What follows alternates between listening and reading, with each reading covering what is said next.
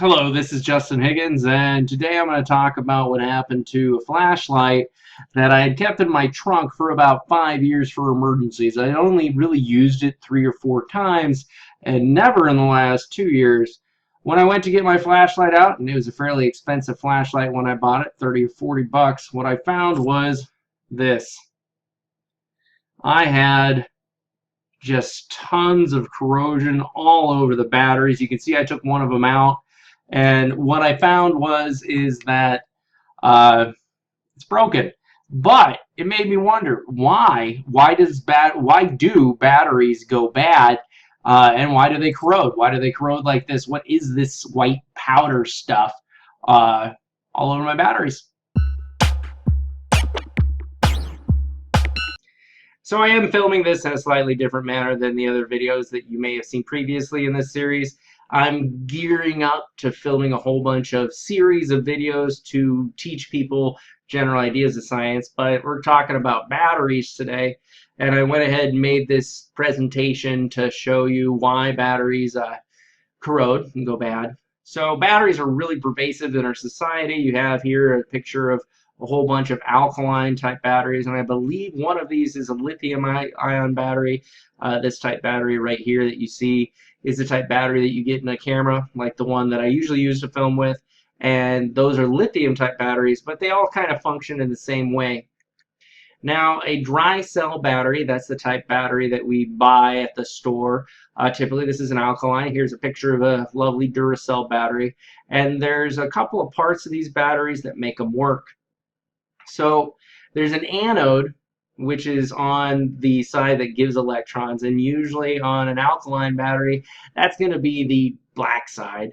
And then you have that copper side, that is the cathode, and that's where the battery accepts electrons. And so the electrons want to flow between the anode and travel down along towards the cathode. And when you complete that connection, that's what makes the battery work. Now, if you leave a battery out in the air, this reaction still takes place. The electrons will flow through the air. Usually it's because of the moisture.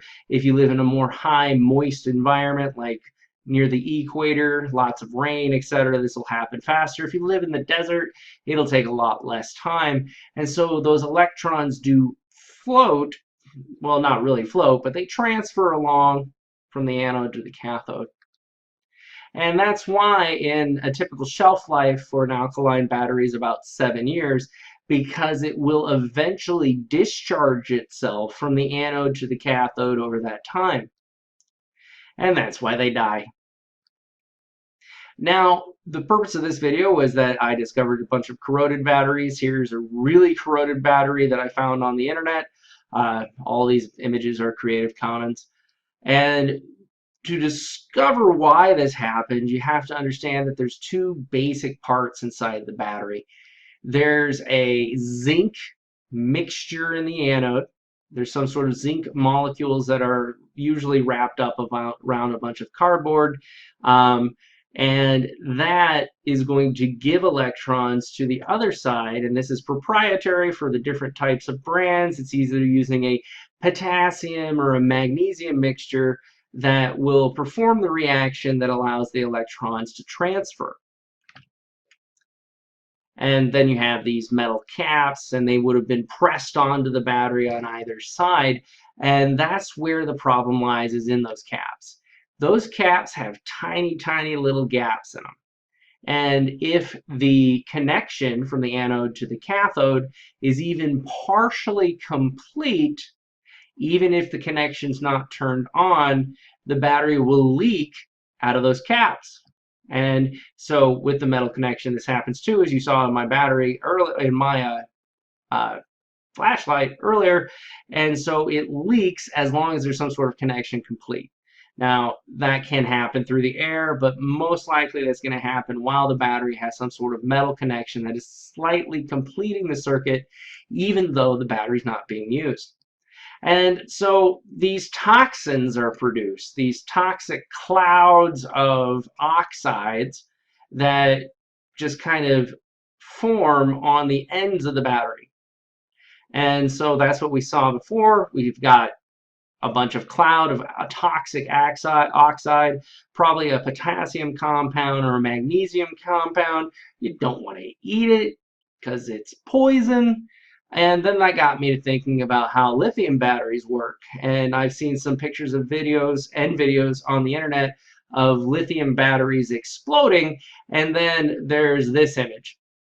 This happens because the lithium cells have a little bit more liquid in them than the alkaline type batteries, the ones that you would use in a child's toy. And if you were to drop it, it punctures little holes inside of the bag and it starts to oxidize, the same thing that happens with an alkaline battery, but it happens in the bag.